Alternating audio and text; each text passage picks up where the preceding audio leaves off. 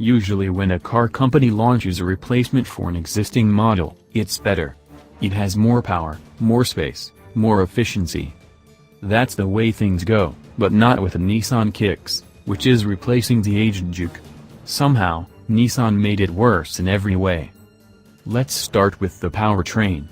The outgoing Juke has a spunky turbocharged 1.6-liter four-cylinder engine making 188 horsepower and 177 pound-feet of torque. It might not have been the most efficient, with a combined fuel economy of 29 miles per gallon for the base model with a CVT.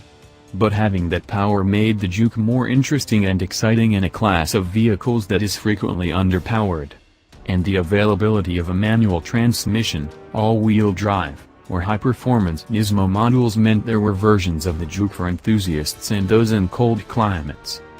As for the Kicks, it shelves the turbo engine for a naturally aspirated 1.6-liter that makes a paltry 125 horsepower and 115 pound-feet of torque. Not only is that significantly less than the Juke, it's nearly the lowest powered vehicle in the segment. Only the base, turbocharged 3-cylinder Ford EcoSport has less power at 123 horsepower. But it exceeds the Kicks torque figure with a total of 125 pound-feet.